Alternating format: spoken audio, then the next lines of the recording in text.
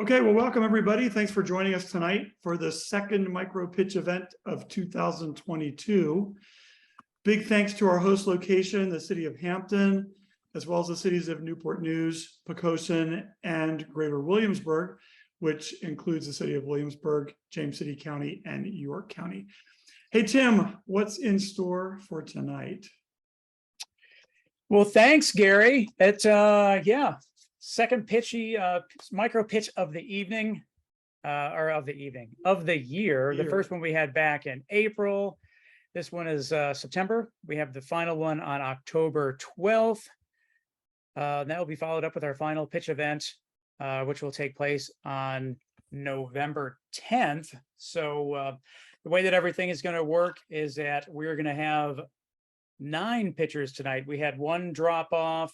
We did have 10, one dropped, but we'll have 9 pitchers tonight. And then the top 3 pitchers, they will then advance to the final event on November 10th. And we're rooting for everybody to do the things that they got to do to advance. But in order to advance, they have to follow some rules. Gary, what are those rules? Well, Tim, I'm so glad you asked. They are few, but they are mighty. So number one, we get really excited and we want to chat with people that we meet who are on the call with us here. And we ask that you not use the group chat feature to make comments to other people. If you want to go direct with somebody, do that. And especially don't do it while they're in the middle of a pitch, or especially the group thing and while anybody's in a pitch, because it will be distracting. So wait till the pitch is over and then reach out to contact people, direct messaging. It just makes it a lot easier for everybody. And we just ask you to do that. And then as Tim mentioned, we do have 9 pitchers tonight. And here's how that works. Each pitcher gets 3 minutes to pitch their business. And then that's followed by 2 minutes of Q&A with the judges. And the way Q&A works is that all 3 judges will ask their question one after the other. And then the pitcher will have 2 minutes to answer the questions that were asked. And so that what you want to do, pitchers, is when you're finished pitching, before the judges start asking questions, is have something, a pen and some paper, whatever available for you to take notes as the judges ask the questions, so you can keep track of them. And then don't start to answer any of the questions until all the judges have provided their questions. And they'll go in a different order each time. So judges know that I'll just rotate you all so that you cycle. So the first person isn't always the same one asking questions, which becomes a risk because another judge might ask your bonus question so you might have a couple on hand just in case. So speaking of judges, Tim, who are the judges tonight? Yeah, I'm super excited about the judges, believe it or not. So the way that everything works, the judges, for those that advance, we have the best judges ever. For those that don't, that's the number one critique that we receive is, but I will tell you, we spend a lot of time on the judges, making sure that we have the right people. They know what they're talking about. They have the experience. So I am really, really pleased tonight to share with our judges. We have Eileen Brewer. Eileen is the mentor coordinator for 757 Collab. So one of the things about Start Peninsula is that this is like the on-ramp to the 757 entrepreneurial ecosystem. So when you roll on to your next journey, whether that's startup studios or 757 Accelerate, whatever the case might be, Eileen is someone that you're going to run into. So it's a great way to get on her radar and the radar of the 757 network that is in place. So thank you so much for joining us tonight, Eileen.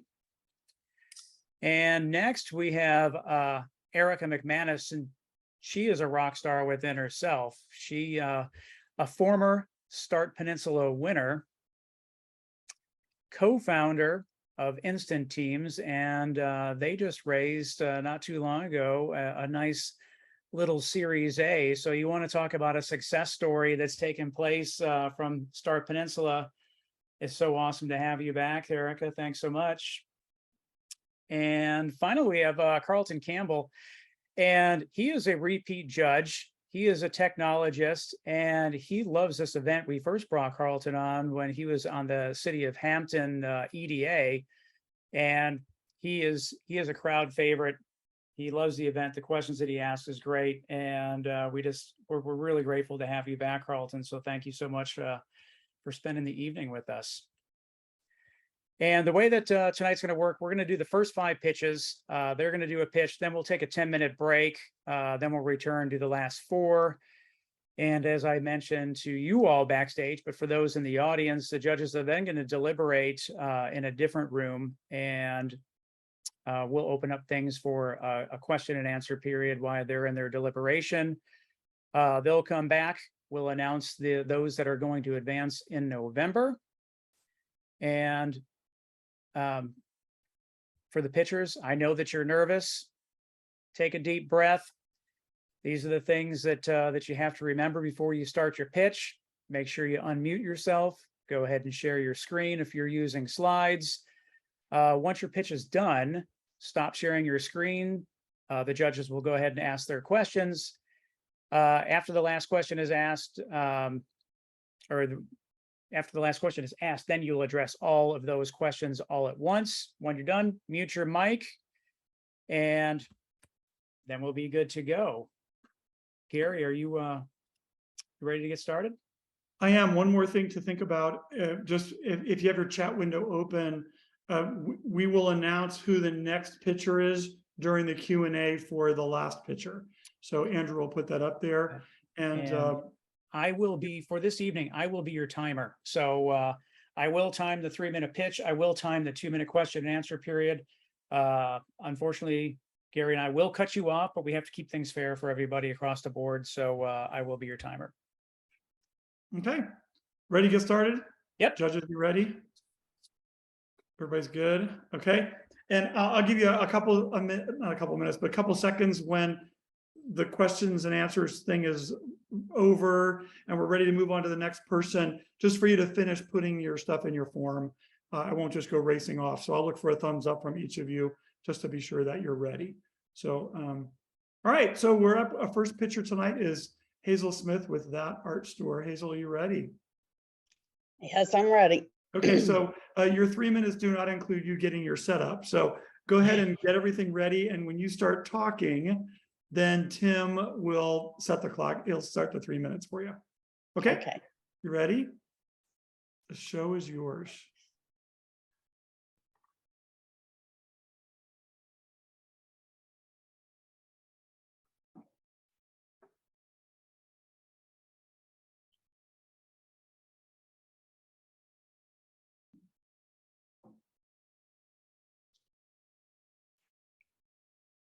I'm Hazel Smith, and I'm the owner of That Art Store. We're located in the 510 Middle Street in Old Town Portsmouth. We're in the courtyard by the Children's Museum, which is an absolutely lovely place. I'm happy to be here. We opened on March 26th, and that picture was actually our opening day. Was obviously very happy. I had a big smile on my face. Since we've opened, we've grown to over 50 artisans, and they not only assist in bringing in their products, they also assist in classroom instruction, and they help provide supplies for other people to teach in case they can't make it. Our goal is to offer the community classes and workshops in arts, crafts, and hands-on projects, and we strive to make handmade local art and creations available to shoppers to try to help our local artisans get out there and be able to sell their products and not have to have the overhead. There are problems that brought me to this where individual young families are looking for affordable activities. Everybody's looking for something economical to do with their family and friends. And we want something that's not only fun, but educational and informative to help people out. Problem number 2, shoppers are looking for local products now. They're trying to steer more to small businesses. They're also, they're moving away from big box stores. They're looking to help small businesses and the little guy.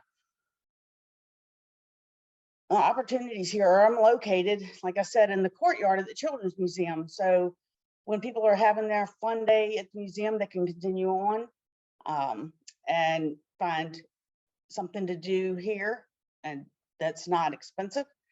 Also, we have homeschool and play groups that are always looking for arts and crafts, even mommy groups that are looking to find something to do together.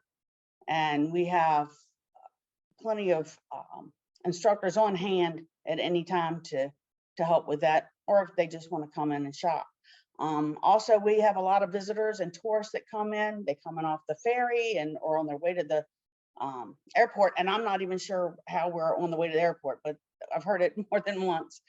And they're looking for that one of a kind or handcrafted item, something that nobody else has. So we offer a variety of classes and workshops, and we have what we call the kids quick crafts that are available at any time we're open. It's anything from kids painting book bags and canvases to making little lanterns for Christmas with my And leftover that- bubble bottles, which you That is time. It's time. oh man. It goes by really fast. So please unshare your screen and then get yourself ready for some questions from the judges. Judges, are you ready? Eileen, you get to go first. So I was just curious about how you are able to support. I know that you're running some courses, but do you work with the artists when they have art for sale, that there's a commission based, or how does that work for you? Okay, Erica? I love that you talked about your location. It sounds like you are definitely in a prime location there. So I'm curious just about partnerships with the museum, opportunities that you've kind of looked into from a marketing and advertising angle to be sure that you are getting that captive audience into your facility. And Carlton? And just like Arlene, I am curious about the revenue stream and how you plan to grow the business. And part two to that is, how do you go about getting your local artisans? And Hazel, you got those? Okay, you got 2 minutes. When you start talking, Tim's gonna have the clock at 2.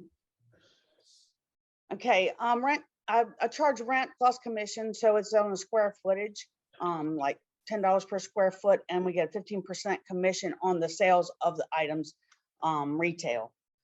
Also, we get 25% of any classroom usage. The partnerships with museums, I've spoken with several of the museum curators. I'm going to be working with them for like the special needs. They do that 4 times a year. I've already talked to them about next year's Makers Market, so I'm in and out with them all the time. Plus, I have bubbles going. If my doors are open, my bubbles are glowing. And also,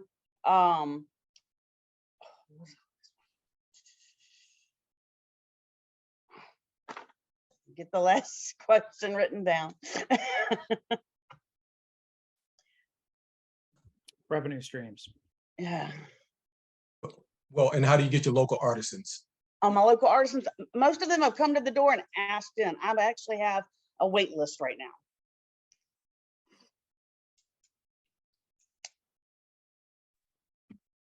now. Okay.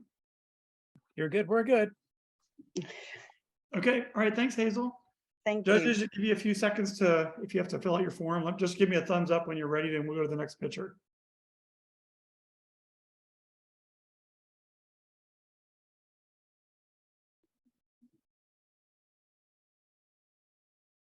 Eric is good.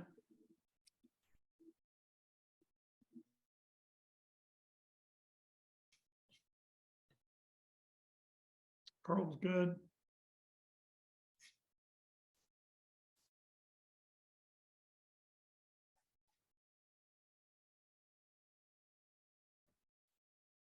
Eileen's good. All right, we're going to move on.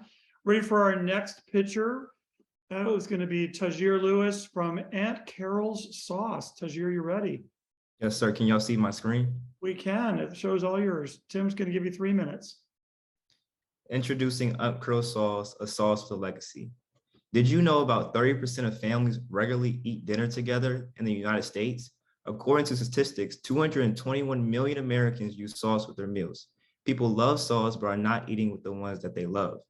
That's why there's Uncurl sauce. Uncurl sauce has two flavors, mild, which is 0 calories, and spicy, which is 5 calories per serving.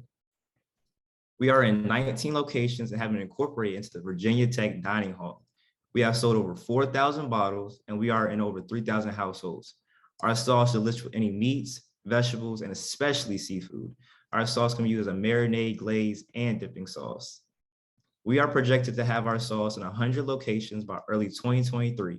We have finalized a contract with the co-packer and can manufacture our product in bulk to supply the increase in stores. Hi, my name is Tahjere. When I was a high school senior, I made a promise to my Aunt Curl that I would turn her sauce into a business after I graduated from college. But she sadly passed away, unfortunately, my freshman year, unexpectedly, my freshman year of college. After hearing the passing of my aunt, memories of her love and the impact that she had on me flooded my mind.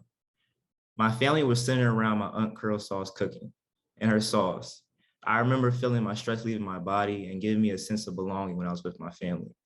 So I say this to say that I understand the importance of what it means to eat together and the positive benefits it has as a family.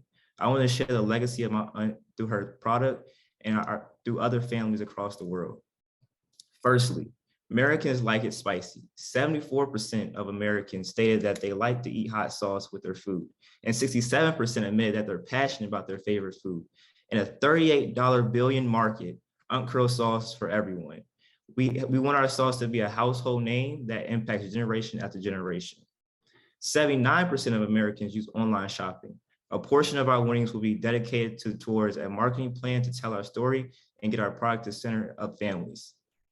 Here's a map of our gross of sales in the first 3 months. The bigger the radius is where more sales occurred. This is 9 months, and this is a year. So I really care about bringing families together, and I believe that the impact people makes leaves a legacy. That legacy sparks motivation and strength within others. Where it comes from and how it's delivered have a direct impact on the community, individuals, and the environment. That is why I'm dedicated to leaving a legacy through our products and services. Thank you. Perfect. Okay, thanks, Tahjere. You got something to write down, some questions? You can unshare your screen for us. There you go. And you got something to write down, some questions from the judges? Yes, sir. Cool, we're gonna start with Erica this time. Awesome. I have a recommendation and an idea for you. I'll get with you after the session. My brain's always working. My question for you would be profit margin. So really interested at how much each bottle is costing you, and then, you know, the sourcing of ingredients, bottling, production, manufacturing. I know that's a pretty heavy lift. And if that's gotten better over time. So profit margin, and then if you've seen those margins getting better as you've scaled. Okay, Carlton. I did check out your website and I did see a couple of video interviews with you from the news stations, and I think all that's well and good. And I'm curious, in addition to the TV advertisement or interviews that you've held, what type of current marketing are you doing to expand your business?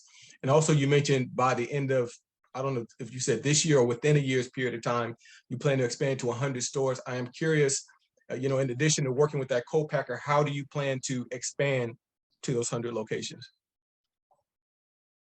And Eileen. I was curious about when you started. I heard the story of how you started, but how long have you been doing it, and how long did it take you to get to the volume that you have right now? And what's your growth like month over month? What's that growth percentage? Okay, Tahjere, so as soon as you start answering those questions, Tim will give you 2 minutes. Okay, I'm ready. Go Okay, ahead. so Erica, your first point, profit margin. So right now we're at $1.75 inclusive per each bottle. So that means manufacturing of goods and services, ingredients, as well as the label. Right now we have a co-packer in North Carolina. So shipping is one of the biggest things that we have to take in effect. So with shipping included, that's an extra 30 cents. So around $2, volatility with shipping as well. So we're around $2 overall with shipping as well, our product to us, and then we ship it to the consumer, but the consumer actually pays this shipping charge. So for wholesale orders, we charge $7 per bottle. Retail, we'll do $10. So we also sell from our website as well, where we sell for $10. And retail stores will be 10. Carlton, your question, current marketing. So I used to do festivals in the area, 757, Virginia, wherever I get into. So it was more organic based, trying to get in newspapers, radio stations, anything to expand. And how I've been expanding to those locations, I literally just went door to door everywhere I went, just asking retailers to actually, if they would be interested in acquiring our product. But I need to go a more sound approach. So I've been looking to actually get a distributor, and a distributor would take that role, but they will take a percentage off of actually distributing our products. But I would like to get in a bigger chain. Our last question is, how long did it take? So I made the promise to my aunt was a high school senior, but I didn't start until my sophomore year of college, which was 2020. And while I was still enrolled in college, I was still mapping this plan out, and I just graduated in 2022.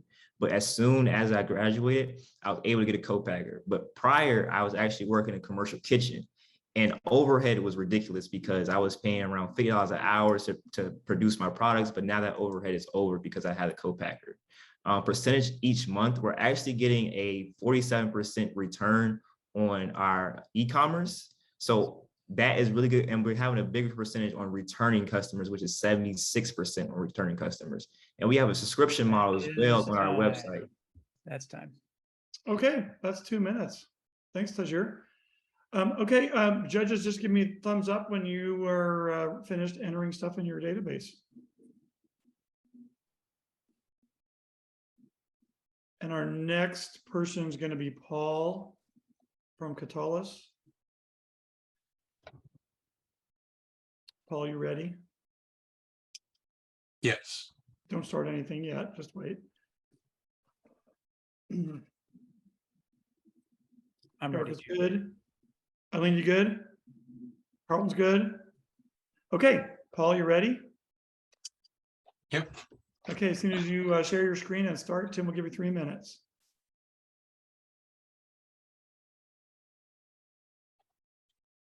All right.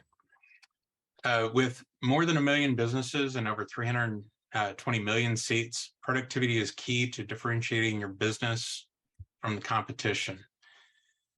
When your business processes are not efficient, you lose valuable time to laborious processes that are unnecessarily complex. And improving the communications and reducing context switching between apps will improve the employee satisfaction. Users with a single Office license have access to more than 24 apps that are included for them to use, and often people do not have full training on the apps or the guidance on their proper usage.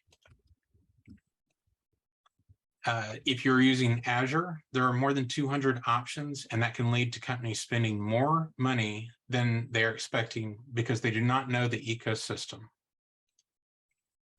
And what we provide is a governance model that provides a strategy for evaluating the architecture of the business. And through that model, we provide the needed training, end-user support, and administration of the tenant. Part of our strategy is based on the company needs, and we plan for how we can continue to improve the customer's processes and address pain points.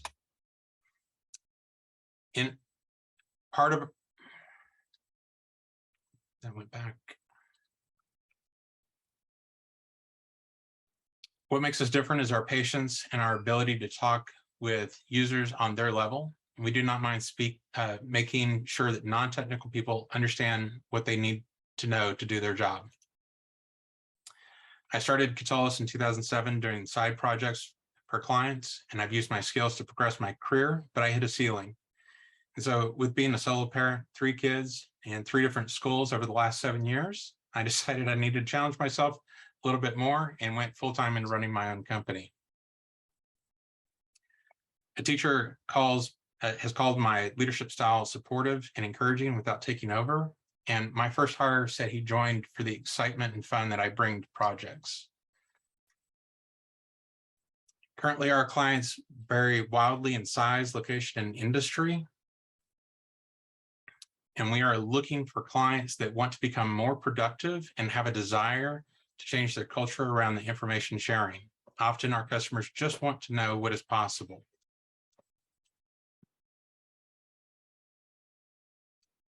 And that's it. Okay, thank you. If you want to unshare your screen and get ready to get some questions. Judges, you ready for some questions? Going to start with Carlton this time. Sure. Thank you for the presentation, Paul. I'm curious as to, I did not see a website for your business. So, and it says, the one I went to says it's still in the process of being developed. So I'm not sure if I went to the wrong website or if there's an active one, so you can let me know that. How does your business compare to something like Geek Squad? And are you more B2B or are you doing some B2C, business to consumer work as well? Those are my questions. Okay, Eileen? I was curious about how long you've been doing it and what your growth is like. What is your current revenue per month and what is your month-over-month revenue growth? And where do you see yourself in a few years? Is it still just you, or are you going to have a team? Or do you have a team now? And Erica. Yeah, my question is kind of a combination of the last two. Really interested in a little bit more understanding of the actual business model. So are you more consultative in nature, meaning you're coming in, you're spending time one-on-one, walking through people through what the problems are? Or do you have like a software solution or a matrix or something that's kind of handed to them and then they can kind of assess? And the second part of that is, how does that scale either way, right? One person, you're going to need to hire people, grow your company. And what does that look like? Okay, so Paul, you got those? When you start answering, Tim will give you 2 minutes. So the floor is yours. Okay. So Carlton, to answer your question on the website, it is the correct website that you went to. The second question that you asked was Geek Squad comparison. I'm not even in the same league as Geek Squad. They're managing individual computers. There's a lot of other companies that I'm competing against, but they're much larger. So think Insure and other Microsoft consulting shops. So Eileen, as far as on the revenue, I've been so far this month, I've pulled in 15,000. I've only been doing this for about 3 or 4 months. I just hired my first person to come work with me last month. And the business model is mostly around consulting for multiple size businesses. We also do a lot of automated processes. And so when we go into a new client, we can pull all of the tenant information. We can produce the documentation, and it's all automated. There's not something that would require them to do. It's all done by us. And we are making that modular so that we can pick and choose. And then when we go to apply settings to their tenant, we take a snapshot of what they have and what we're applying. And so we can always roll back if needed. But we have been doing a lot of corp to corp and business to business. But I've been doing a lot of networking as well. That's time. Okay, thanks, Paul. Thank you. Judges, I'll give you a few seconds to complete your sheets. Next up is going to be Logan Wease from We Insure Things. Logan, are you ready? I am ready. Yeah, don't start yet. We'll wait for the judges to give us a thumbs up and then we can start. Carlton's good. Erica's good.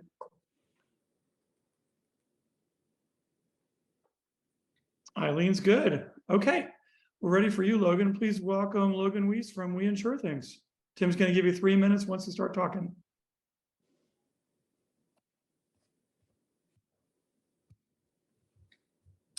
Hi, I'm Logan Wease, and I'm the founder of We Insure Things, insurance done differently. So there's a few problems involved in the insurance industry. The biggest one is, how do you purchase a policy? You're really focused in on 3 different buckets on how you can purchase insurance. You can buy online at a captive portal, you can go to a physical location, or you can call an agent or a call center. And a few different outcomes happen from these. You purchase a policy, great. You purchase a policy, but you don't understand why you purchased it or what coverages you purchased. Or lastly, you purchase the policy and you understand what your insurance is doing for you. Well, there's a few different costs that are associated with these problems going on in our industry. Number one, from the customer side, they hate insurance. No one enjoys insurance. Most of their dealings are when a rate goes up, when they have to pay a bill, or they had a claim. A lot of our conversation about insurance has been evolved around price. And this fragments the insurance experience and leads to gaps in protection. For the industry, terrible customer experience, lost revenue, lower retention, and higher customer acquisition cost. But we insure things, we give you the keys. We do insurance however you want us to do it. If you want to purchase insurance through TikTok, you can do that. If you want to purchase insurance directly on our website, you can do that. If you want to go into a location, we have those. Or if you want to speak to an agent, we have those as well. You're in charge of your insurance journey. You can purchase a policy on our website in as little as 60 seconds, and you'll understand what you're purchasing. We insure things. We guide the customer along the way through blog articles, TikToks, videos, MySpace Reels, Facebook Reels. We're there how they want to communicate with us, and we'll communicate in any medium they choose. Also, the We Insure Things promise. We will make sure that somebody understands what they're purchasing and what their insurance does for them. If they don't want to understand that at the time of purchasing, that's fine. They can go straight through the process. We also offer a full suite of insurance solutions not available in any one place. We offer crypto wallet insurance, track, drone, to your more traditional types of insurance, auto, home, and life. About me. Well, I have a decade of insurance experience. I recently sold my captive insurance firm, and I was a member of the National Advisory Board. And consistently throughout my insurance career, I've been the top 1% insurance sales. So what has changed in the world? Well, Gen Y and Gen Z are really our target customers. Speed of service is very important to them. They want to be treated like a human. They want to be able to do it themselves without having to speak to somebody. But if they do want to speak to somebody, they want to get advice from somebody they trust. So That is time. Okay, thanks. Thanks, Logan. You want to unshare your screen? And we'll start with our judges. You guys ready? Starting with Eileen. Yeah, hi. Thanks, Logan. Great pitch. I'm curious if you could talk about the total demographics, like your Sam, Tom, like what's your addressable market? What percentage of the addressable market do you have now? What do you anticipate that you would get? And how does that equate into dollars? Okay, we'll go to Erica. Yeah, actually, 2 brief questions. One, I'm interested in how you're qualifying, what they actually can connect to or have the opportunity to purchase in such a short exchange. If that's algorithm based, or you have like the qualifying guide or somebody walking them through that. And then on one of your slides, it says occasionally life insurance. Explain to me what meaning, you can occasionally offer it. Doesn't sound like a super solid business pitch. So just curious what that was all about. Okay, and Carlton. Yeah, I'm interested in 2 things. What is your main differentiator as compared to other insurance companies? Is it the mediums that you use to connect with the clients? Because you mentioned TikTok and some other things that perhaps other companies may not be using. And what would the money be used for? Okay. Logan, so you got 2 minutes. As soon as you start answering, Tim will give you the 2 minutes.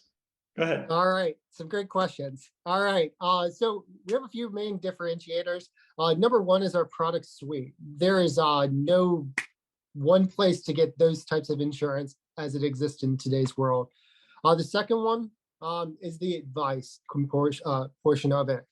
Very few insurance companies or insurance agencies, for that fact, are on TikTok most are on Facebook, but communicating with customers in the medium they want to be communicated with. That's a huge differentiator for us. And so the next question was the occasionally life insurance. So most of my competitors, they offer all auto insurance, homeowners insurance, and they occasionally offer life insurance. So that meant that was really designed for my competitors. I always offer life insurance, big believer in life insurance. But again, majority of companies out there, auto and home only, or just auto. How are we qualifying our customers? Well, really, we cast a wide net at this point. If somebody is interested in getting something insured, we're going to help them get it insured. We had somebody this past weekend, they needed insurance for their dog Oreo. We weren't really targeting them, they just kind of came in. In our total addressable market, so we're really targeting millennials and Gen Z, and I believe that's 156 million people. And digital shoppers, which is about 300 million. So I don't know if we have an addressable percentage of how many people we've acquired that's meaningful in that sense. But we continue to focus in on that. We generate business through TikTok. And then money. What would I use the money for? I'd use the money for marketing and to continue to create a seamless insurance purchasing process. How it exists today is a bunch of framework and patchwork on my website. I'd like that if they get a quote for pet insurance, they're getting a quote for auto, home, the whole deal. And that's time. Okay, thanks. Thanks, Logan. Okay, judges, I'll wait for the thumbs up from each of you. We can keep going. Our next pitcher is going to be James Lambert from Dollars Times Cents. James, you ready? You are. So just wait until we're ready to go. Carlton's a good. Eileen's good. Erica's good. Okay, James, whenever you share your screen and you start talking, Tim will give you 3 minutes on the clock. Please welcome James Lambert from Dollars Times Cents.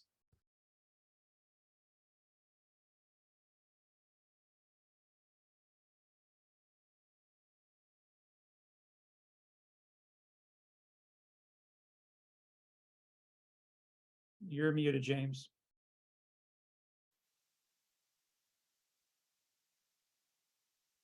There we go. That kind of solves the problem. So what would you say if I told you the youth within the African-American community stand to have less wealth 10 years from now than they do today? And then what would you say if I told you that even if they achieved a high level of education, there are others in the community that are high school dropouts who will have better outcomes when it comes to attaining wealth than they will? And then what would you say if I told you that you'll be able to help us solve these problems by allowing kids to do what they already like to do, which is play games and have fun? So my name is James Lambert, and my organization is Dollars Times Cents. And what we say is we know that dollars times cents equals generational wealth. And I'm just a big geek. That's why I got this big shiny forehead. So I've been in school my whole life. I have a bachelor of economics, a master of finance, a master of real estate. And I got all the education because I wanted to learn how to teach my family, my community about generational wealth. But as I went through school, I realized some things that, were very hard to digest, such as the youth in the community stand to inherit a racial wealth gap that is $11 trillion as it stands today, conservatively. It grows actually by $300 billion every year, which is almost $6 billion a week. I also learned that even if the African-American families who are headed by people who have college degrees have 50% less wealth than white families who are headed by high school dropouts.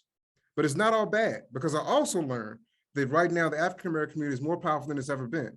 We have $1.6 trillion in spending power, which has grown since the year 2000 by 171%. Unfortunately, when it comes to wealth, we've lost about 14% in that same time period when it comes to communal wealth.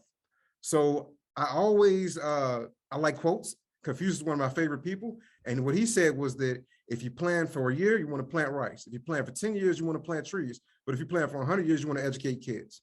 So that's what we do. We educate kids. And we do that by having a very, very targeted approach when it comes to education, teach them how to gain wealth, attain wealth, and have healthy money habits.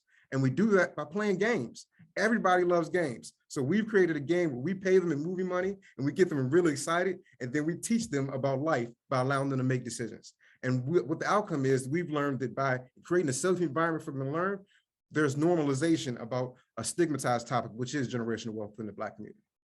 So if it's anything you remember, please remember that we have fun. We have fun, and we have a blast teaching kids about money and how to have fun with money while being responsible and being intelligent. So that's me and my business. Okay, thank you. And if you want to unshare your screen, grab a pen or whatever, so you can write down some questions. And our judges will give you questions. You got something to write stuff down with? Yes, sir. Okay, so we're going to start this time with Erica. Great. Thanks, James. I love the work you're doing. I love everything about it. One of our first community impact groups at our company it's called the Greenwood District, and it's all about the financial wealth of African-American families. So I love the topic and I love the educational piece. My question is around kind of the efficacy of teaching the kids, but then also seeing that rolling over to the parents, right? So you're teaching children. How do you see that affecting the whole family dynamic in the interactions that you've had so far? Okay, Carlton, you're next. Yeah, just like Erica, I really like the thought process and what it is that you're trying to do in the community. I'm really curious as to the revenue model associated with this. I mean, how are you generating business? Are you soliciting donations? Are you charging? It sounds like this is a community service related type of service. So that population probably would not have the funds to pay. So I'm really interested in how you will generate money for the business. And just like I asked one of the other marketers, is that how do you plan to spend the money? Okay, and Eileen? Yeah, I was just curious about how long have you been doing this? What type of revenue are you generating, and what's your growth month over month?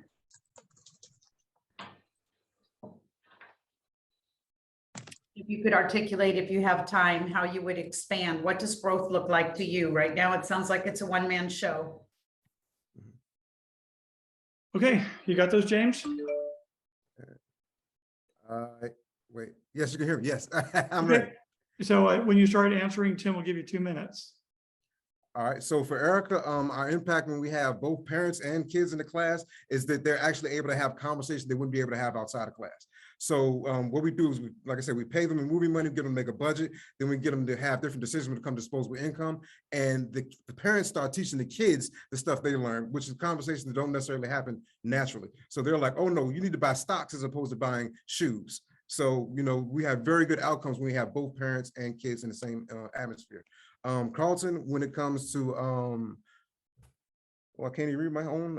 So when it comes to the revenue model, what we do is we actually work through organizations. So we have partnerships with different community organizations. We come in and we teach the kids they have. We're trying to go through schools. So we're trying to meet the kids where they are. We also have online pre-recorded classes that are very affordable. We charge $25 per class.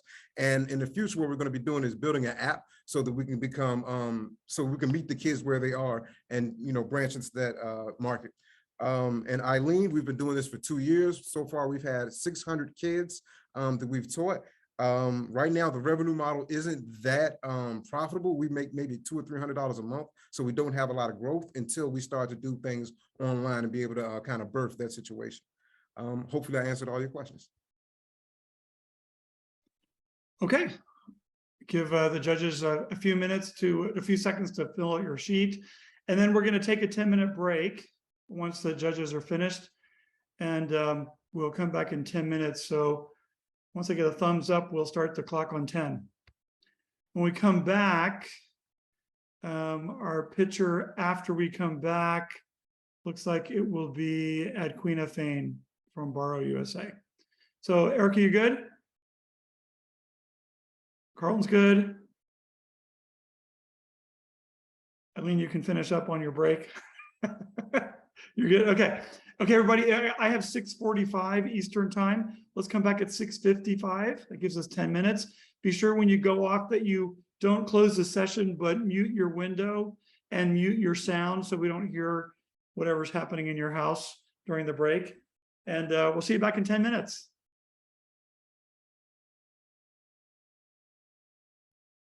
And it looks like we're almost all back.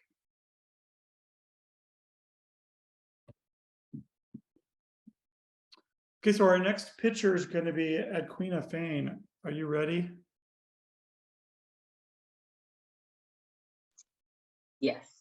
Okay, so I have 6:55, so we're ready to roll. Judges, you all ready to go? Got a thumbs up from Erica. Everybody's up. Okay, good. So Adquena, when you want to share your screen, Tim will give you 3 minutes once you start talking. Okay. If you're sharing a screen, and whenever you begin, you got 3 minutes. Okay.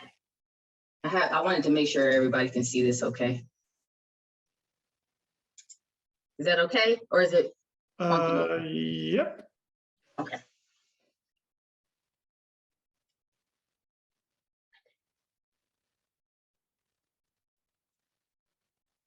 Meet Bonquisha, military wife, mom to a rambunctious second grader, and a budding career as an early professional in the STEM sciences, for which she credits her mentor. Here she is. Go back one.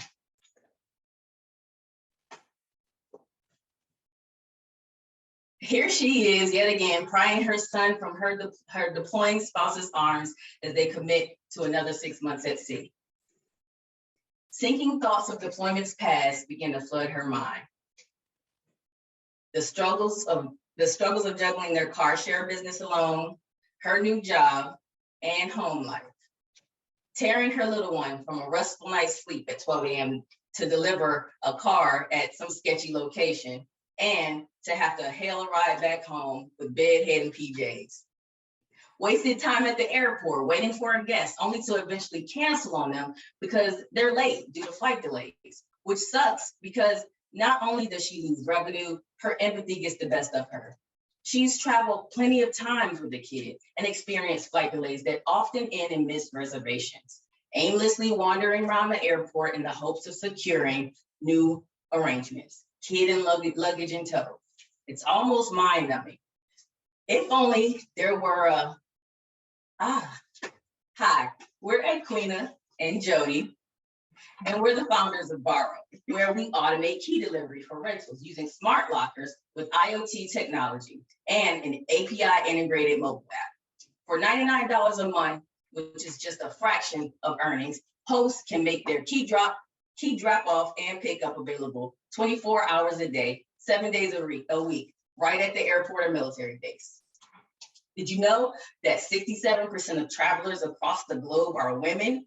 72% of American women are taking solo vacations. And with a network of over 14 million users on Turo alone, just imagine how many Bonquishas are out there. We're confident that Bäro will be the rental industry's last mile solution by 2024. But in order to realize that goal, we need an MVP to start. We're looking to raise $100,000 to hire stateside software developers and build our first working set of smart lockers. This $500 will be perfect to help us advertise for that job. Thank you for your time, and let's do our best to empower the Bonquishas of our community and the world and make peer-to-peer renting safer. Thank you. Okay, thank you. You want to unshare your screen and grab a pen, and judges will have some questions for you. Okay, judges, are you ready? We're going to start with Carlton this time. Yeah, this is an interesting concept. A couple of questions for you. The first one is, you mentioned $99 a month, and I'm a little curious as to what does that actually get a person? And is this an ongoing subscription? Is there a commitment period of time that they have for that $99 per month? And you mentioned that I think this is currently just a car sharing business, but I think your website kind of gives the indication that it goes beyond just cars. So if you can just explain a little bit more about the overall, I guess, the different revenue streams you plan to have under Bäro that can help me make sense of what you're trying to do here. Okay, Eileen? Yeah, I'll have to agree with that. I'm a little bit confused about the problem statement and the solution. I've not ever had to leave my keys for anybody. So I think that you were describing some kind of a business model that I've not heard of or understood what you were doing. Is it about people leaving their own cars for other people to use their cars. And then why would I not just install a keypad on my door? Like, I'm not clear on the business model. Okay, and Erica? Yeah, it sounds like you've got an intersection of a software play, an app that needs to be developed, and then also hardware, right? Like these key boxes. So I'm interested if you have ownership of those already. Is that something that you're going to have to build? Is that something that you're buying or purchasing off the market and then, you know, rolling into your own business model? I would just love to understand that piece. Okay, so once you start answering questions, Tim will give you 2 minutes, and floor is yours. Like subscriptions. Okay, okay, Carlson. So for $99 a month, hosts of different peer-to-peer renting platforms where people share their assets. So like rental properties, like cars, houses, storage space, where workspaces. So like WeWork, Turo, Airbnb, Verbo, a lot of these organizations use, or the hosts use physical keys, and we offer a place for them to put their keys. So it puts you in the mindset of like Amazon lockers, but it's for keys and it's right at the airport so the guests can pick up the keys versus having to kind of try to contact the host or meet somewhere weird to pick up the keys. And the revenue stream, so that $99 is monthly and it's no commitment. So it's just a flat monthly rate. And if they choose not to use it anymore, they don't have to. Solution. So we offer a solution for peer-to-peer, the short-term rental industry. There's a lot of people sharing cars now, and most of the time there's physical keys involved. So instead of having to cancel because flights are delayed or meet somewhere that's uncomfortable to share keys or exchange keys, we offer a solution right at the airport so that guests can pick up their keys, and that lets the host enable what's called instant booking, and they can continue to rent out their cars or houses or whatever it is, which we do we offer that services to all of the communities, the short-term rental community, and they can pick the keys up right at the airport. That gives the host flexibility. They can travel, they can be away and not have to give the guests their keys. And then Erica, for the software portion of it, yes, we do have software and hardware. We do have a prototype for both right now, and we're looking to now actually get the software developed. And that is time. And Tom, thanks so much for your answers there. So judges will give you a couple seconds just to complete your worksheets. And our next pitcher is going to be Tim Armstrong from Omnicruit. And Tim, are you ready to go? Yes, I am. I am ready to go. The other Tim. Yes, we heard from the other Tim. All right, we'll just wait for the judges to give me the thumbs up and then we can do it. Carlton's a go, Eileen's a go, and Erica's ready. Okay, Tim, you want to share your screen? And when you start talking, Tim will give you 3 minutes. The floor is yours. All right.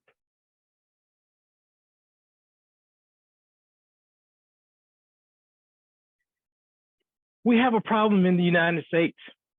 And that problem is that we have a 250,000 nurse shortage all across our nation, and the problem gets worse every day. This is brought about by turnover and burnout by current and existing nurses, aging baby boomers needing geriatric care, nurse retirement, and colleges teaching that capacity. We simply cannot teach our nurses fast enough. Now, by 2030, that number is going to get up to nearly 1 million, and some estimates show that number getting over 1 million. Just think about how that's going to affect your next doctor's visit when the wait is already long enough. So what's the solution? That's us, Omnicruit. We're a bunch of seasoned, dedicated recruiters who are looking for skilled and dedicated nurses to fill the gap with hospitals and doctors' offices and clinics here in the greater Tidewater and the Houston markets. Our target markets are right here at home and in Houston, representing over 6,000 open positions. We think we can fill some of those positions.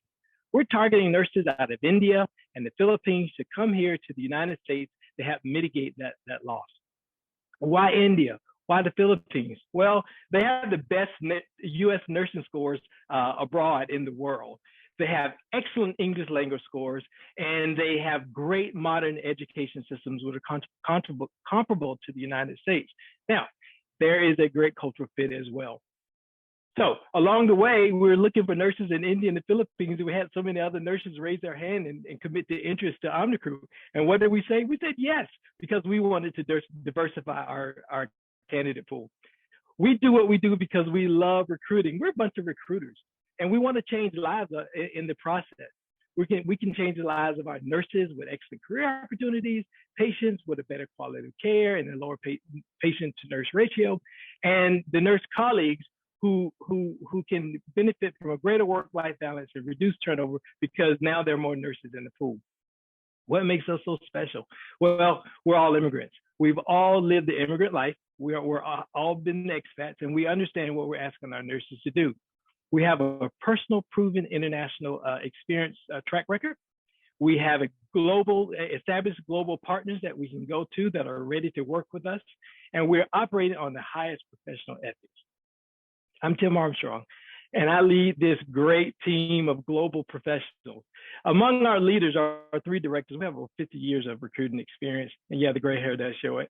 And 28 of those years are international recruiting experience. We have lived in 9 different countries. We have recruited in over 20 different countries. That makes us instantly global players and ready to compete with some of our biggest competitors. We have a very flexible pricing structure, which gives us some opportunity to be creative with fee recovery. So one is a one-time placement fee. Another one is our staffing model. And another one is a cost recovery model. And we are at time. Thanks, Tim. Okay, please unshare your screen. There you go. And the judges are going to ask you some questions. Do you have something to jot down their questions so you can answer them? Yes. Okay, and we're going to start this time with Eileen. You ready, Tim? Yes. Okay, Eileen. It feels like you've been doing this for a very long time. So I'd like to know what qualifies you as a startup. And I'd like to know what your differentiator is between all the other international recruiting services that are out there. And then we're going to go to Erica next. Yeah, 2 quick questions. One, is there any cost to the nurses, the people seeking the employment? And how are you supporting those transitions? Just everything with compliance in the medical field, compliance within the nursing, certifications that are required by certain states. Just really curious just about the credentialing and the certification. And then Carlton. I'm curious as to how much has the business made to date and over what period of time? And you mentioned that you were looking at recruiting nurses from the Philippines and India, but if there are nurses from other countries, would you entertain recruiting them as well? Okay, so when you start answering, Tim will give you, the other Tim will give you 2 minutes, and floor's yours. Okay, Eileen, so we've had this idea for a very long time. It's been brewing with us, me and the other partners.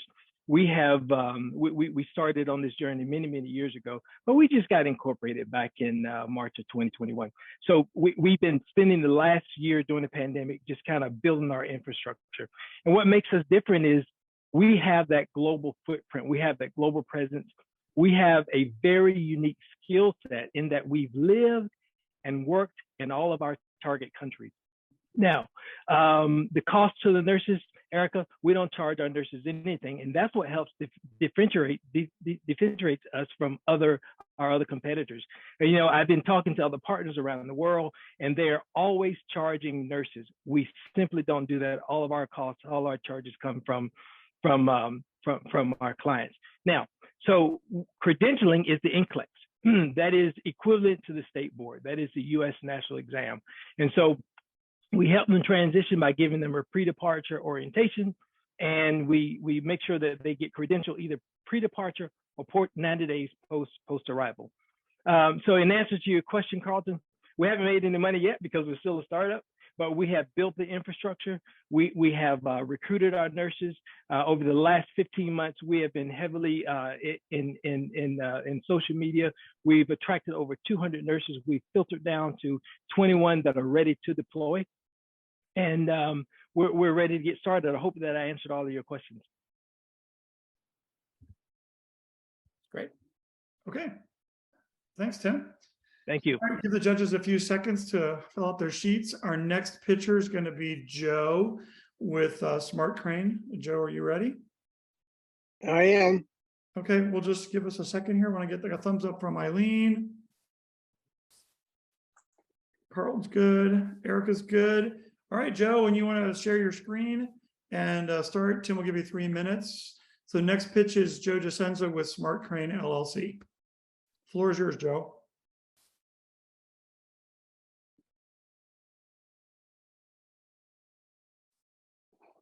Okay, moving things by crane can be made safer, easier, and faster. An investment in SmartCrane can make that happen and provide payoffs very quickly. Watch how an operator struggles to control the hook because of sway. Think of how the sway problem there slows down the work. SmartCrane solves the sway problem and more. Our software controls the accelerations to prevent the sway in the first place, making work safer and increasing productivity by 25% or more. Our software can place the hook smoothly and accurately within millimeters. We've automated all kinds of cranes at container terminals in New Jersey, Florida, and Kenya, steel mills in Turkey and Israel, an ore terminal in Mexico, and several US factories. It's taken years for industry to accept that cranes can be automated. New competitors are now bringing their anti-sway products to market, but we can win. Our advantage is that our stuff really works and on any customer platform. We are compatible with all industry controllers, not just on our proprietary hardware. We supply automation from simple sway control to complex 3D motion, where most competitors only offer simple sway control. The first sale for a new customer for us requires some training, but follow-on sales are much easier with very high profit margins. I'm Joe Discenza, President and CEO. I write the software, do sales and installations, and sweep the floor. My partner, Rob Overton, long ago solved and patented the mathematics for computer anti-sway. We are the two owners. Early customers were container terminals. In our first operation in New Jersey, productivity jumped from 27 to 35 to 50 moves per hour. This is like adding a fifth $20 million crane for every 4 in the port. We've also done several projects for steel mills moving very heavy loads where automation really pays off. A much larger market comprises manufacturers using cranes to move things inside a factory. For example, we automated 13 cranes at a giant tire plant. We also need to pitch automation equipment suppliers to make our products available to their customers. Finally, we've helped several small automation firms succeed with crane projects just by adding our software. We started with a web presence to capture new business, but today, advertising by larger companies replaces web searches. To compete, we need an advertising campaign and we need displays at trade shows. At first, our size didn't keep us from winning projects because we didn't have any competition. Today, customers lean toward a deeper bench. Our staffing strategy will let us manage a marketing and sales campaign and to service customers. That is time. Okay, thanks, Jim. Thanks, Joe. If you want to unshare your screen and soon as I find my mouse. Okay. And then we'll have the judges start asking you some questions, and just make sure you have something to write down and capture what their questions are. All right. Okay, so we're going to start this time with Erica. Erica, you good? Yep, ready to go. I find this fascinating, and I can only imagine the implementation stages from both a software aspect, but then you also mentioned some hardware. So I'd love to just get a quick glimpse of what that implementation and actual launch day looks like with your product. Okay, and then Carlton. Yeah, I'm curious about whether or not this is simply and I don't mean to simplify this because I know a lot of hard work and mathematics went into this, but is this really just a software solution? And what are the costs of your services, and are you generating revenue through a subscription type service, software as a service, or how do you anticipate generating ongoing revenue for the for your services or your software? And Eileen. I'm sorry if you missed it, but I missed it. But did you mention that you had a patent or not, whether or not you're filing a patent? And I'd like to know how long does it take to acquire a customer, and how much does that customer acquisition cost you in your time and effort? Okay, so you have all the questions. Joe, you got 2 minutes. When you start answering, Tim will give you 2 minutes on the clock.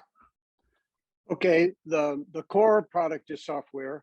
We have delivered the product on hardware, where we install the software on hardware that we then supply to the customer, and usually in that case have to go and hook it up to their systems. But the best way really is to supply software that the customer runs on their own computer controllers that control the equipment already. Erica, our software is on a one-time purchase with we offer a 15% annual support cost that no matter, even the largest systems, the per installation is little less than $10,000 and can be as small as $4,000, depending on what the customer is buying. And Carlton, we did have a patent that's expired. And how we acquire our customers, as I said, we all along we've done it just by people finding us on the web and calling us up, money over the transom. But that stopped as soon as when the pandemic hit, and it is not coming back. And we have a lot of competition, and they're all advertising. So that's where we are.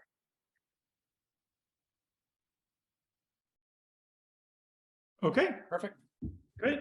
Thanks very much, Joe. You're welcome. Judges Thank will you. give you a few minutes just to complete, a few seconds to complete your sheets. And then that's the end of our pitch, our active pitch competition.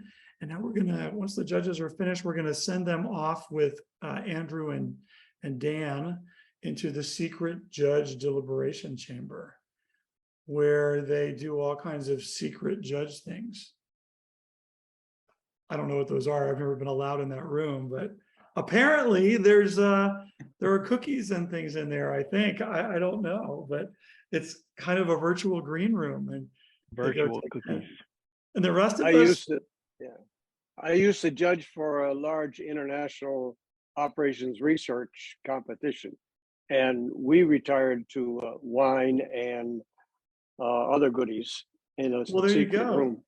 So since we're virtual, then they can go and retire to wherever their goodies are. And then so you guys, you have the message from Andrew where you're supposed to go. Yep. So Yeah, the judges go can drop there, whenever and they're- then what's that? Judges can drop whenever they're ready. Yep. And then Tim is he has a show for us tonight. He's gonna entertain us I'm while gonna break out yeah, Gary asked if I was gonna break out the tuba. juggle and play the tuba. I thought that might be kind of interesting.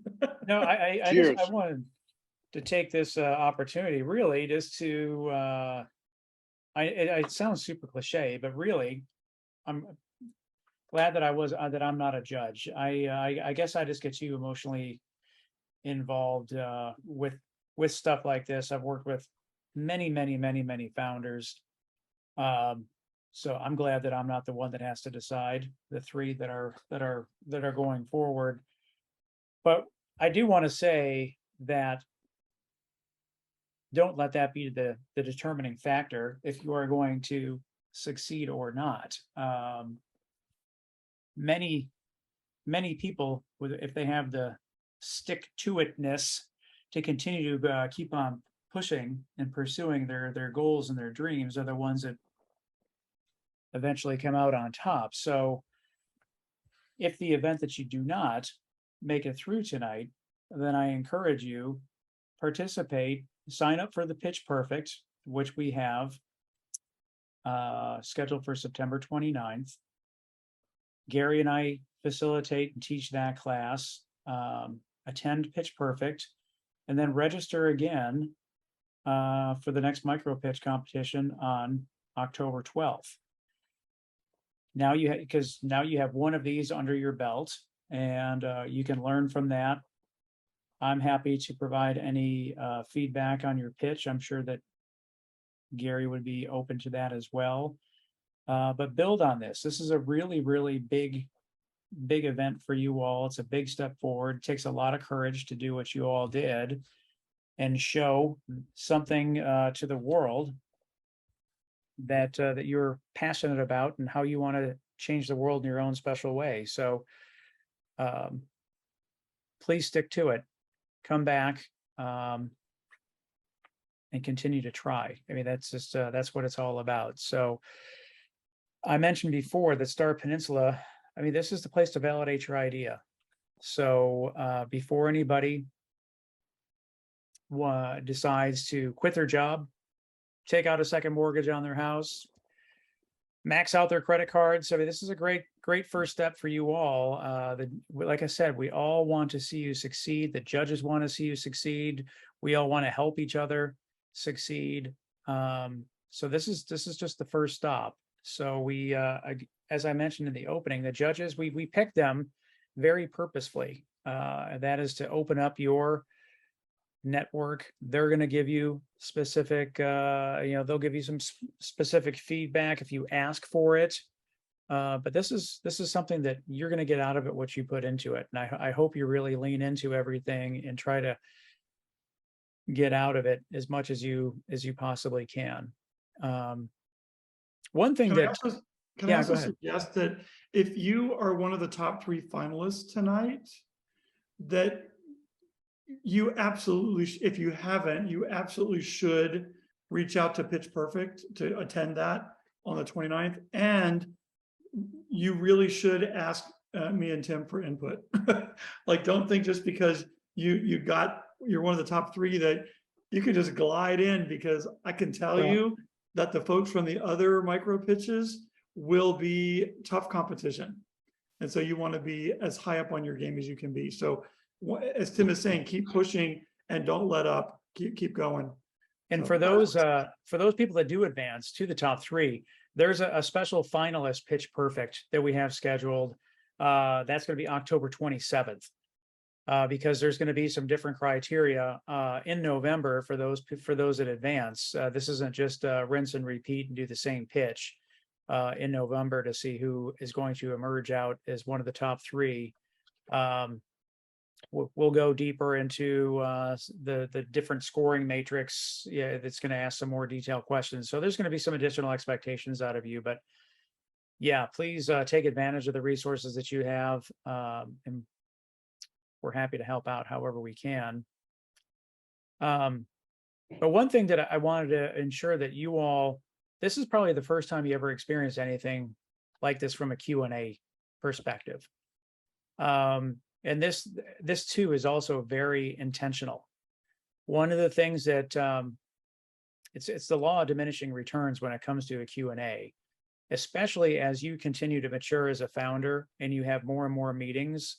If you're trying to raise money from investors, you want to answer confidently, concisely, and not just drone on and on and on about the answers, because sometimes you can sell yourself out of a good position. So by forcing you all to answer in 2 minutes, it's just a really great habit for you all to get into. So the analogy that you can use is when you're doing a Q&A with judges, it's like a ping pong match. They volley a question over to you, you volley it right back, and you just constantly are just volleying questions and answers back and forth with one another.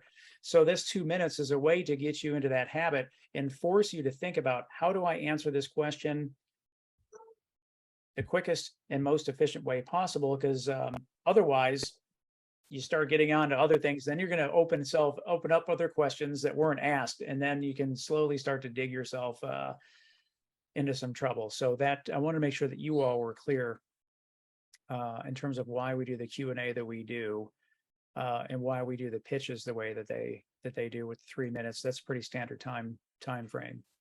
Can I make a suggestion on the Q&A? So what I would do if I were all of you, even if you're not going on to the next level, but specifically if you are, it would be a good idea, is to go back and watch the other Pitch Perfect events and listen to the kinds of questions that are asked, because they could show up. You can learn a lot from watching other people, watching how they answer the question, watching how they don't answer the question. And then for sure, after tonight, whether you're moving ahead or not, go back and once the video is available, go back and watch your pitch and take note of things with people that you were watching, that you did enjoy, you found it compelling. These are really strong points. Note those, see if you're doing those kinds of things. Look at things that you thought were less effective and say, am I doing some of those as well? So really, it's a great tool to go back and watch the event, listen to the questions that are asked of other people and yourself, and see how you answered them. So just wanted to add that. Yep. So since we're talking about the presentations, and my entire company is based on Office 365, if you open up PowerPoint and you go to the slideshow in the ribbon, there's a rehearse with coach, and it actually gives you a time and it analyzes everything that you say and gives you feedback. Interesting. That's cool. Yeah. One thing I would be remiss if I did not thank our sponsors. This is I've been with Star Peninsula from the very beginning. This is year 11 that we're doing this, and if it wasn't for the localities that support this financially, this is all on them that make it happen. We rotate every year for each locality. So this year is Hampton's year. Last year was Newport News, and next year it'll be tossed over to James City County, York County, and the city of Williamsburg that make up Greater Williamsburg. So all of those localities, along with Poquoson, they all contribute to this. So they back entrepreneurship, they back the founders. It's really, really important. You all, I don't know that you understand how important the beginning stages of this startup ecosystem is, especially as we continue to mature and put everything into place. We have 757 Accelerate, we have 757 Collabs. We have a lot of things. That's just some to name a few. We have Black Brand, we have Retail Alliance has their academy. Hampton University has their innovation center. I mean, it's just there's a lot that's happening, and you all make a really, really big difference. You're the next generation of businesses, and seriously, Erica, is case in point one of those examples.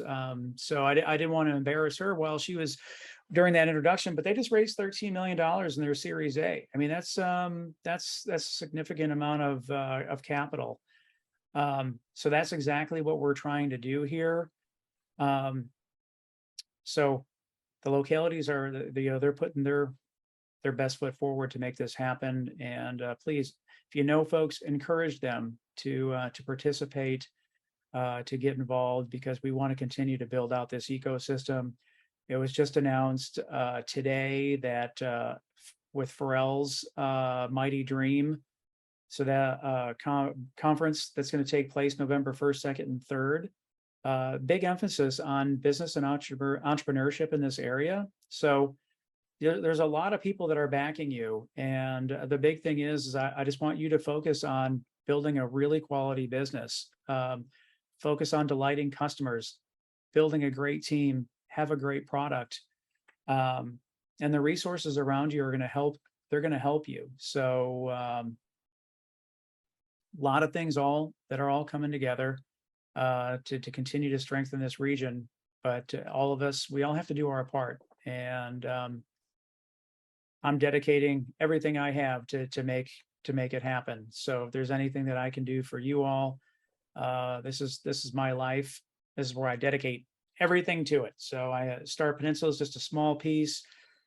I'm the executive director for Startwheel, and that is startwheel.org. That is, we consolidate, coordinate, and celebrate all the entrepreneurial efforts that are taking place across the region. So go there, sign up for our newsletter. We have all the events listed in one place. We have all the news that has happened. We have the Fervent 4 show. That's a podcast that we do every single Friday. That's the Feature Founders. That's a platform for you all to get your business out there so that you can be heard. It's a long form conversation with myself and Zach Miller, so that as you're out there trying to expand business, maybe you want to raise capital, but you can use that as a link to potential customers, to potential investors. Hey, listen to the episode of the Fervent 4 show. It's all there to help you out. Andrew's putting all those links into chat. I mean, we're typically booked out weeks in advance. I think that right now we're not even, the next opening is not until November, I believe. So, and now that everything is starting to slow roll out, we'll be doing a live Fervent 4 show at Pharrell's Mighty Dream. So super excited about that, to continue to play a small part in what the ecosystem is doing. So I'm happy to answer any questions that anyone may have. I've done, like I said, I've been doing this from the very beginning, helping validate companies, transition into the investor role, and have invested in 30 or so companies now, ranging from SpaceX to the earliest stages of companies. So I know what it takes to validate. I know what it takes to have the mindset to actually commit capital to a business. So happy to answer any questions, or we can just stare at each other uncomfortably and wait for the judges to come back. Or we can ask Tim to get his tuba. Yeah. Which would be great. Tuba. I don't think he actually plays the tuba. I've known him for a while, and I don't think he plays the tuba. No, thank you, Tim, for those resources and explaining that, and definitely shout out to the sponsors as well for putting this together. I have a lot of questions, but I will definitely be reaching out to you via email and trying to sign up for their podcast as well. Yeah, Founders, I love Founders. I will share, happy to share my calendar with you all, book some time. I'm happy to answer any questions, give you any feedback, whatever I can do. Everything starts with the founders, and they come first. Hey, Tim. I just wanted to say thank you. Right now, I'm just still a little bit too nervous to ask questions, but we follow you. We've been doing Startwheel and have attended some of the presentations that you had, and like you got, I don't know how, but y'all are always on it. We get a lot of material, a lot of resources, and just want to say thank you. Appreciate you guys. Thank you for supporting us. Well, thank you. Appreciate that. That means a lot. Wow. The judges are back. Yeah. Should we always like to get a picture of all of us who are here. So maybe before we announce any finalist positions here, we should get our picture. Yeah, that's one area that I forget that always. We always forget. But not and then today. Somebody signs off and then that person's not there. All right. I am going to, everyone look at your camera. Smile pretty. 1, 2, 3. All right. I took a screenshot of that. I'm sure that it's going to be great. This is different for me, Gary, because I have no idea. Normally we get a little heads up on who the winners are. And I have no idea. Well, I know who they are now. I don't. So I know who they are. They've just been, the secret judge net has just sent it to me. It looks like it's gray smoke. So there's gray smoke has come out of the chimney. So we're not quite sure. All right. So Do the judges want to pass on anything? Yeah, do you guys want to say general something before we feedback? make any announcements? Yeah, I'll just say, I think overall you all did a great job. You have a lot of different innovative ideas, and it was tough for us in some areas, but we do appreciate the time and effort that you put into this, and we wish you all much success. Likewise, I say that all of you are working really, really hard on things that you're passionate about, and we really enjoy seeing that. And 7x7 Startup Studios is a free co-working space to help you. And we also deliver training, and our applications are open now for a 6-month cohort that starts in November. And we're in downtown Norfolk, and we can provide some help. There's also ICAP. If you're not familiar with ICAP, they also provide very good early stage business training for free. I would recommend looking at them as well. We want to see all of you become very successful, and some of you could use a little bit of coaching and help with how to build a business. Yep, and I would just say congratulations, you made it through. If it was your first pitch or if it was your 20th, it's nerve-wracking. And I know commitment after a work day or after a day of taking care of other people is the thing you have to do. So I'm just appreciative that you showed up for yourself and for your company. And please connect with me afterwards. I am an entrepreneur. I have been here. I've grown and scaled a business, and I really, really love talking with other entrepreneurs. It allows me to give back to people who have helped me along the way. And I think that's really the truth of how entrepreneurship should continue to grow. So well done, and excited for everybody here tonight. Cool. Thanks. You guys ready? Drum roll. Right. These are not in any particular order. It's just, I have 3 names. So I'll just give you these names at random. SmartCrane is moving on. Wow, thank you. Yep. Also moving on. Dollars times cents. Woohoo. Woo is right. Very good. And the third one to move on is my company. Thank you so much, everybody. Oh no, I didn't pitch. Oh, sorry. Is Aunt Carol Sauce. So those 3 are moving on. Yay. I got to try that sauce. All right. So we got Aunt Carol Sauce, Dollars times cents, and SmartCrane. Congratulations, you 3. Great work, everybody. Congratulations, everyone. Congratulations. Thank Yeah. you. Congratulations. Final words, Tim? I'm sorry, Gary? Any final words? No, so now that I feel like I need to reiterate what I said over the break. This is not the end of the road for the people that did make it through. Get back on the horse, go to Pitch Perfect on September 29th, get back to the next micro pitch on the 12th, and learn from this, work with us, and we'll continue to we'll work with you step by step. We aren't going to want it more than you do, but we're going to work with you step by step to get where you need to be. For those that did advance, congratulations. We'll get some instructions out to you regarding the final Pitch Perfect and to get you prepared for November. Congratulations. Thank you so much. Thank you to the judges. As Tim volunteered his time, I didn't really talk about me at all. I'm a presentation and performance coach, and I'm happy to help any of you that want to reach out and want some help. It's what I've been doing it for 25 years. I'm happy to help, and committed to helping people be able to tell their story better, even better than they do. So feel free to reach out to me as well. Happy to help you. Congratulations, everybody. Yep. Thanks, Tim. Thank you to our judges. Thank you to City of Hampton, Newport News, Pocosin, York County, James City County, and the City of Williamsburg. We couldn't do without you.